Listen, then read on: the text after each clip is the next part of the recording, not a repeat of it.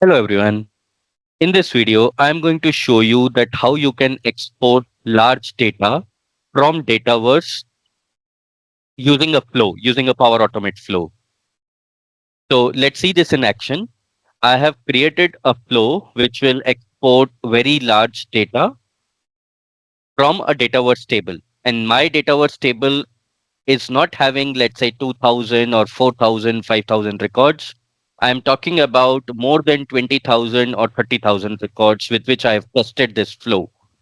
And it really went well. And within few minutes, it actually went ahead and exported the data into an Excel format.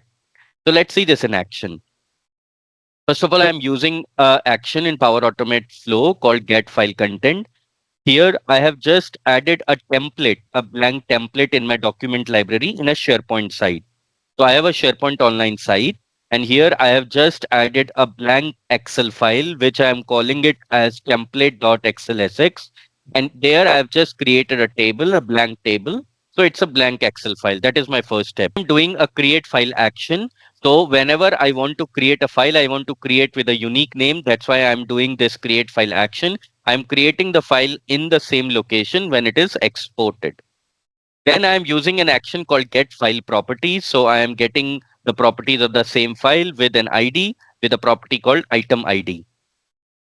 Then in the compose, I am just creating a link to the item that is my input. And then I am doing an action called create table. In this create table, if you see, I am giving a file property as drive item ID. The table range I am providing is A1 and B1 because I am only exporting two columns here. So that's why the table range which I have given is A1, B1. In your case, if you want to export four columns, five columns, 10 columns, so you can keep A1 to, let's say, F1, A1 to Z1, and so on. The table name, you can provide any table name here. I have just provided table 2. Column names, whatever column you want to export from your Dataverse table, the column names with a comma separated value you can provide here. Then I'm using two compose actions here where I'm taking the drive ID and the drive item ID. Then I'm creating some variables here. If you see the first run variable, page number variable, paging cookie variable, and item count variable. Now, this is very important, which I want to explain also. Now, what happens is here we have two scenarios. Either your data source is SharePoint online list, which you want to export, or a Dataverse table, which you want to export.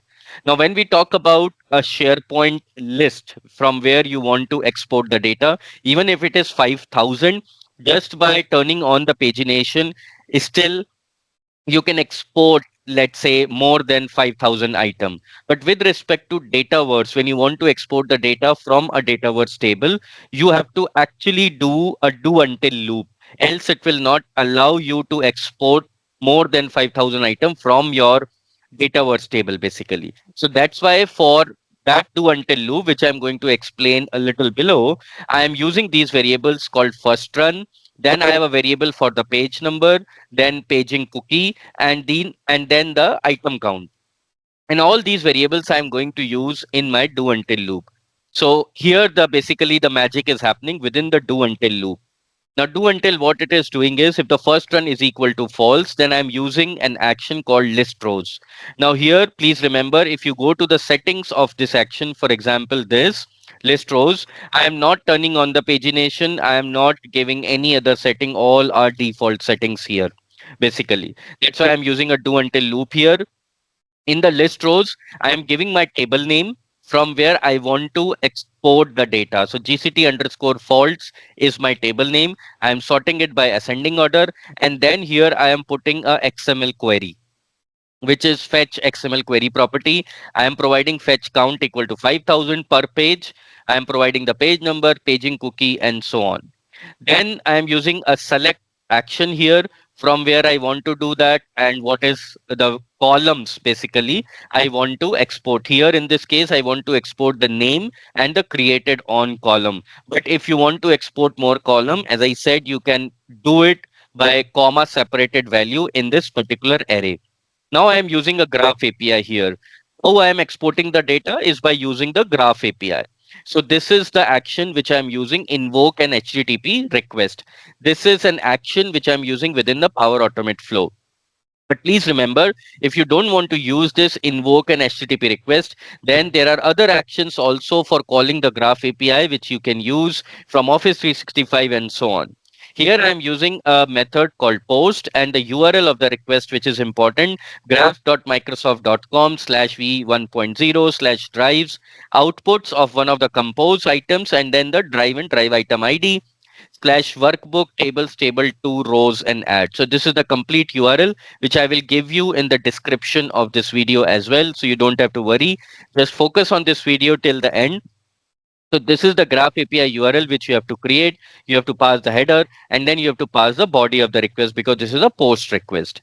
Then I am just setting the variables again because at the top I just initialized it and then I am now setting the variables again within my do until itself. If you see, the do until loop is going on, and that's why it keeps on checking if there are more than 5,000 items every time. So I'm setting the first run, I'm setting the paging cookie and the page number again with some formulas and expressions, and then I'm setting the variable item count as well.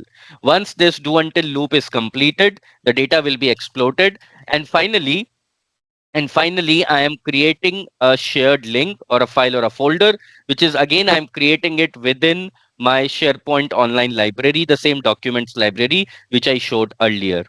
So that is how we can export the large data from the Dataverse. I have already saved this flow, so I'm going to test it now. Let's see this in action. I'm clicking on test and then I'm clicking on run flow. And then you can see the flow has started. It says your flow is running. It will take few minutes and then the Excel will be exported with the whole data. So you see here, our flow has ran successfully and the do until loop is completed and a shareable link or a file has been created.